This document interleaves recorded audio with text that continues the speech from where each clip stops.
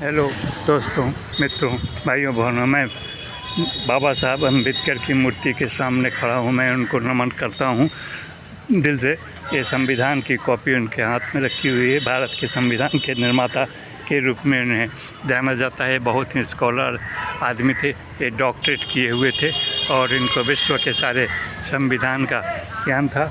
और इस संविधान इसी के चलते लोगों ने इनको संविधान बनाने की जिम्मेवारी दी थी। भारत के सारे लोगों ने एक गांधीवादी विचारधारा के थे। जैसे गांधी जी का एक था कि वे छुआछूत के खिलाफ़ थे, शराब के खिलाफ़ थे, शराब पीने वालों के खिलाफ़ थे, शराबबंदी के पक्ष में थे। दूसरी बात है कि स्वावलंबी होने के लिए उन्होंने चरखा से अपना स्वावलंबी जीवन जीने की बात कही थी। और उनका एक सोच अलग, एक पिता कि सबको मिलजुल करके रहने की बात थी। इन सारी बातों को ध्यान में रखते हुए अम्बेडकर जी उनके साथ काम करने के लिए तैयार थे, क्योंकि दोनों के विचार ही एक ही थे।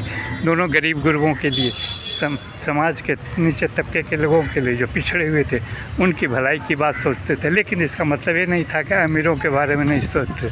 संविधान बाबा साहब ने विश्व के सारे संविधान को देखते हुए, पढ़ते हुए उन्होंने भारत के संविधान का निर्माण किया था। भारत के संविधान के निर्माण में उन्होंने कोई भेदभाव नहीं की, न जाति, न धर्म, न ऊँच, न नीच, न जाति, सब लोगों को बराबर का अधिकार इन्होंने दिया। इस संविधान के तहत हम लोग भी, हमारे जैसे साधारण लोग भी, गरीब गुरबा, दबे कुचले लोग, सब लोग एक अपने अधिकार के लिए कोर्ट कचहरी न्यायालय जो भी कहें सबों के साथ जा सकते हैं। सरकार भी इसी संविधान से चलती है, देश भी इसी संविधान से चलता है। संविधान के ऊपर कुछ नहीं है। तो बाबा साहब हम लोगों के लिए संविधान की कॉपी देख करके एक भगवान की तरह हैं, एक मसीहा की तरह हैं। वो हर जाति, हर धर्म के लोगों के लिए अपना स्नेह दिया, सम्मान दिया और संविधान की कॉपी हम लोगों के रक्षा के लिए, अपने अधिकार की रक्षा के लिए दिया है। अब सवाल है कि गांधीवादी तो थे ही, गांधी का जो सिद्धांत था और उनके सिद्धांत दोनों मिलते जुलते थे। अब इन्होंने जो किया वो बहुत बड़ी उपलब्धि है भारत के सारे लोगों के लिए, ऊंच नीच, दलित से लेकर के जो भी कहें सारे वर्ग के लोगों के लिए, किसी जाति, किसी धर्म के, सबको मिला करके उन्होंने संविधान की जो कॉपी लिखी वो विश्व भर के सारे संविधान की को पढ़ने के बाद ही लिखी है। ये इनकी बहुत बड़ी उपलब्धि है। अब यहाँ पे दूसरी बात ये कह रहा हूँ कि हमारे बिहार में सबसे बड़े नेता अम्बेडकर समाज के यहाँ बाबू जगजीवन राम जी हुए। तो बहुत ही बड़े नेता थे, बिहार के ही सासाराम के तरफ से आते थे। अब सवाल है कि बाबू जगजीवन राम के यहाँ उनकी अलग विशालता थी, सबों को लेकर के चलते थे और एक विशाल हृदय के आदमी थे। उनके यहाँ जो कोई भी उनके क्षेत्र के बाहर का लोग जाता था, उनको उनके आदर सत्कार के लिए, खाना खिलाने के लिए, खाना बनाने वाले ये सब ब्राह्मण लोग ही रहते थे। ये बड़े ही तज्जुब की बात उस समय हुआ करती थी।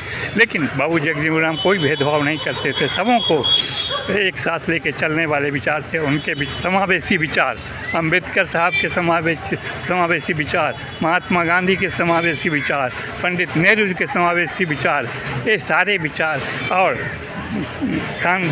अब्दुल गफ्फार खान या जो भी हों, सारे लोगों ने मिल कर के देश की लड़ाई में अपना योगदान दिया था और संविधान की कॉपी बनाई थी।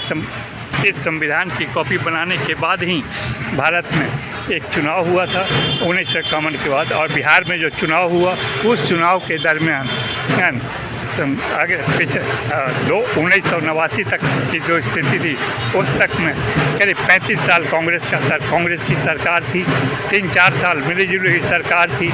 लेकिन इसके बीच में ये हुआ कि इस सरकार के बाद 1989 से लेकर 2025 की बात है, इसमें 15 साल लालू जी की सरकार रही और 20 साल नीतीश कुमार की सरकार रही।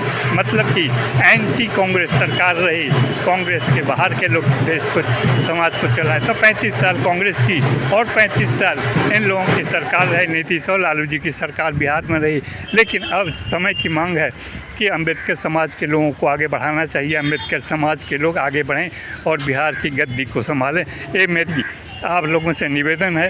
हालांकि राजनीति में, राजसत्ता में ये सब चीज़ लोग मानते नहीं हैं, अपने ढंग से राजसत्ता चलती है। लेकिन आज समय की मांग है कि 35 साल तो कांग्रेस जो भी हो उच्च वर्ग के लोगों ने भी देश को चलाया, और 35 साल लालू और नीतीश जो पिछड़े वर्ग से आते हैं इन लोगों ने चलाया। अब दलित वर्ग की बात होती है तो इसमें आनाकानी नहीं करना चाहिए। हम लोगों को इन लोगों को आगे बढ़ा करके बिहार का शासन सौंपना चाहिए। अब ऐसी बात नहीं है, बाबा साहब अम्बेडकर किसी जाति और किसी दलित की बात या किसी भी समूह की बात नहीं करते थे। ये संपूर्णता में थे, समावेशी इनकी सोच थी, इसलिए इनकी विशालता थी। इसलिए महात्मा गांधी या फिर बाबा साहब अम्बेडकर हों या पंडित नेहरू हों या फिर आपके बाबू जगजीवन राम, सब लोगों का विचार समावेशी था। इस समावेशी विचार को लेकर ही भारत में इनकी व्यापकता थी। आज भी इनकी व्यापकता विशालता बनी हुई है। इसको देखते हुए मैं आपको ही बताता हूँ कि आज बिहार में जो मांग है तो दलित समाज के लोगों को आगे बढ़ाना चाहिए। संविधान की कॉपी बाबा साहब अपने साथ लिए हुए हैं। मैं इन सबों को इसी को देखते हुए मैं अपनी बात यहीं समाप्त करता हूँ। बाबा साहब को सत सत नमन। और मैं इन लोगों के इनके नमन के साथ मैं आपको अपना भी दिखा देता हूँ चेहरा, इससे ये न लगे कि मैंने जो आपके सामने बात रखी कि दूसरे ने रखी है। इन परिस्थितियों में मैं बाबा साहब को बहुत ही संविधान के साथ ही मैं उनका नमन करता हूँ। यही मेरी शुभकामना। इसके साथ मैं अपने वाणी को विराम देता हूँ।